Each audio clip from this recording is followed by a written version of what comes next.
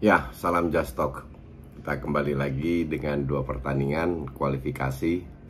Sebenarnya gue nggak mau bikin video karena gue pikir ya elah, Makedonia Utara please deh, ngerti nggak? Lawan Turki juga. Makedonia Utara di Euro terakhir itu 3 kali main 3 kali kalah, termasuk lawan Belanda kalah 3-0, lawan Austria kalah. Terus Turki di grup kualifikasi Piala Dunia ini satu grup sama Belanda. Jadi gue nonton match pertama Turki menang, mainnya juga menangnya beruntung, penalti, terus menit-menit terakhir terus Depay juga penalti nggak masuk. Turki juga ya gitu-gitu aja. Tapi kita mulai dari Portugal dulu. Nah, Portugal di awal-awal pertandingan itu benar-benar ngepres, main cukup bagus dalam arti kombinasinya membangun serangan, positioning, sirkulasi bola cepat cukup bagus, tapi kurang kreativitas juga, banyak crossing. Jota 2 meter depan gawang kagak masuk. Nah, nggak lama kemudian 1-0 layak karena shooting kena tiang, bounce back, di finishing sama Otavio namanya itu kalau nggak salah. 1-0. Oke. Nggak lama kemudian heading Jota, keren, asli keren golnya, di pojok, headingnya ke bawah sehingga untuk kiper sulit untuk diantisipasi, persis di pojok. 2-0. Gue tweet selesai ini. Karena biasanya kalau 3-4-0 gue bilang ini selesai. Tapi karena Portugal mainnya menguasai, mereka tidak memberikan banyak peluang kepada Turki. Turki berusaha untuk keluar, tidak parkir bis, tapi Portugal secara kualitas lebih bagus. Ya gue nggak tahu, gue bilang Bruno mainnya nggak begitu kelihatan, lebih ke Bernardo Silva.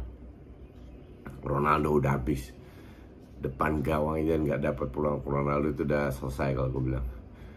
2-0 ya, 2-0 masuk ke babak kedua. Turki lebih ngegas, dapat satu bola, mungkin satu dari sedikit pulang dari Turki. Burak Yilmaz, golnya keren by the way. Si passingnya juga dari Cengiz Under kalau nggak salah. Kontrol kaki kiri, passing kaki kanan, speed, timingnya bola persis dikontrol oleh Burak Yilmaz, finishingnya keren. 2-1, wah, 2-1, gue tweet game on, bisa seru nih. Gak lama kemudian dapat penalti. Apakah itu penalti? Sebenarnya nggak berat, tapi ya bisa dikasih penalti karena Fonte tidak tendang bola, nggak kena sama sekali. Mungkin dia terlalu tua, susah kontrol kakinya, kasih penalti. Yang ngambil Burak Yilmaz, notabene pemain senior, tahun lalu juara dengan Lille, sering cetak gol, ketinggian. Pada saat itu terjadi, moralnya pemain Turki sudah drop. Ini peluang besar. Gue bingung kenapa nggak Calhanoglu ya yang ngambil, karena shoot tekniknya Calhanoglu, shooting tekniknya itu lebih bagus daripada Burak Yilmaz. Burak Yilmaz itu kan lebih finisher. Tapi inilah peluang yang membuat Turki setelah penalti nggak masuk udah mulai ngedrop. Mereka berusaha di sisa, tapi ya berusaha dengan oportunis lah, long ball gitu. Di strap sama Portugal 3-1. Portugal layak lolos, ya layak lolos. Tapi di situ kelihatan juga bahwa di babak kedua sampai penalti itu terjadi, Portugal kesulitan. Portugal beruntung ketemu Turki yang tidak terlalu parkir bis. Oke, Turki berusaha untuk keluar, berusaha untuk menyerang, berusaha untuk menciptakan peluang, tapi ya namanya Turki, end passingnya itu jelek banget, sehingga tidak mendapatkan banyak peluang. Jadi Portugal ketemu siapa? North Makedonia Utara. Ketemu Italia di kandang sendiri. Ini kan lagi banyak fans Italia Serie A yang ngamuk-ngamuk sama gue karena gue bilang Serie A ini kualitas liganya hancur-hancuran. Dan sekarang terbukti. Lo mau ngomong apa lagi? Mayoritas dari pemain timnas Italia, 80%, mungkin 85% itu bermain di Serie A semua. Oke. Jorginho enggak, Verratti enggak, sama Emerson. Mungkin ada 1-2 lagi, gue nggak tahu. Tapi ini 3 pemain yang main jadi starter, tidak main di Liga Italia. 8 lainnya sama Donnarumma. Oke, tapi Donnarumma kiper. 4 dari 25 pemain Serie A semua. Jadi dari 10, 3, 7-nya itu main di Serie A. Oke. Italia mainnya gimana?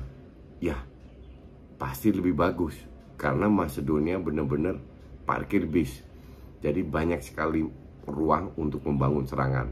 Dan defense-nya atau pressure-nya Macedonia itu jelek banget. Dapat ruang. Tapi ya pas dapat ruang, dan ini juga sering terjadi di Serie A, asal syuting. Tahu berapa syuting yang mereka telah lakukan? Kalau nggak salah 32 shots dibanding 4. Dari 32 shots itu yang on target cuman 5 kalau nggak salah. Big chance itu cuman 1. Oke. Si siapa? Berardi salah passing, kipernya shootingnya terlalu pelan. Shots yang diblok itu ada 16. Dan ini tipikal tim dari Italia asal shooting. Jadi kalau lu lihat statistiknya tim Serie A, shootingnya itu banyak. Tapi 80% off target, mungkin 90% off target atau ke atas. Kemarin dikit-dikit di blok, mereka either telat shooting atau nggak sabaran, nggak main passing-passing di kotak penalti, cari ruang yang kosong, asal shooting, sehingga 16 kali di blok. Setelah itu apakah dapat peluang besar? Ya, nggak banyak. Setengah peluang iya, tapi dibilang peluang besar nggak banyak juga. Dapat 1 counter attack. Counter attack itu juga Emerson nggak ngeblok, membiarkan Chiellini main. Ya Chiellini agak ke belakang sih, nggak bisa apa-apa juga. Tapi Emerson itu harusnya dia ngeblok, dibiarin shooting. Persis di pojok, salah Donnarumma agak. Memang shootingannya persis ke arah gawang, persis ke pojok, Donnarumma nggak bisa dapet. Dan itu di menit 92 dari total 95 menit bermain. Selesai, case close. 2 kali beruntun Italia nggak lolos ke Piala Dunia. Kenapa tahun lalu bisa juara Eropa? Permainan memang bagus, tapi dari situ aja kalau lu perhatiin, dari perempat final Insigne sama Immobile itu bapuk. Mereka itu udah 30 plus, nggak ada pemain baru. Gimana nggak ada pemain? Rata-rata di Italia juga yang main itu pemain jadul semua, yang udah tua-tua sering main atau afkiran. Kenapa tidak memberi kesempatan kepada pemain muda Italia yang baru? Immobile Insigne udah 30 plus. Oke. Di Euro dari perempat final sampai itu Italia itu mandul. Yang diandelin siapa? Chiesa. Kebetulan Chiesa kagak main karena cedera. Yang terjadi apa? Semifinal, final, menang adu penalti. Tapi orang nggak ngelihat di situ. Dari permainan bagus Italia waktu di Euro ya. Tapi finishingnya dari awal bagus sampai perempat final stuck. Insigne sama Immobile ya segitu aja. Dan apa namanya? Kalau lu lihat tadi juga mandulnya minta ampun. Immobile maksa terus. Padahal Verratti, Jorginho itu bekerja keras untuk umpan-umpan, bangun serangan sih oke, karena mereka kan parkir bis. Jadi dapat ruang banyak untuk bangun serangan, passing sih oke. Tapi pada saat masuk ke kotak penalti atau pada shooting, kualitas shootingnya itu jelek. Kalau shoot on target lebih ke arah kiper. kalau nggak off ketinggian. Kalau pas lagi dapat peluang untuk ke blok. Jadi dari sisi efektivitas ya Makedonia layak lolos. Sekarang kalau tanya apa ya, harusnya Portugal ya, harusnya. Cuman Portugal nggak harusnya, feeling gue nggak akan segampang mereka menang lawan Turki. Turki masih ke depan. Makedonia kalau perlu sampai adu penalti, sesimpel itu. Parkir bis akan lebih ketat, parkir bisnya. Tapi apakah iya tim kayak gue sih nggak suka Portugal ya, karena untuk gue Portugal lebih terlalu individual mainnya dan banyak drama. Kalau udah unggul, pemainnya disentuh dikit, wah udah kayak digebukin sekampung. Tapi gue juga nggak mau lihat North Makedonia yang lolos, mainnya kayak begini ntar di Piala Dunia. Jadi kita lihat nanti siapa yang lolos, Portugal atau Makedonia. Cuman yang jelas Italia nggak akan kemana-mana kalau Serie A itu masih diisi full mayoritas dengan pelatih Italia. Sesimpel itu. Lu boleh setuju nggak setuju dan lain-lain.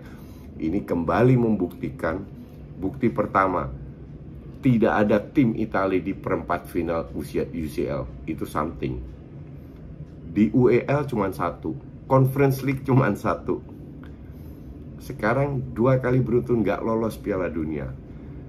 Kalau lu bilang ini ya suwe dan lain-lain, kenapa Italia jadi runner up di grup? Kalau mereka sehebat itu, mereka juara grup. Kayak Perancis, kayak Inggris, kayak Belanda, kayak Jerman, nggak perlu ikut runner up. Jadi memang tim ini ya segitunya aja. Beruntung mereka menang 2 kali menang adu penalti sampai bisa juara Eropa. Membangun serangan itu 1, finishing itu 2, dan lu butuh 1 dan 2 untuk bisa lolos dan menang dan jadi juara. Tapi kalau lu mainnya kayak mayoritas pemainnya main di Serie A, ya ini yang terjadi. Asal syuting maksa-maksa.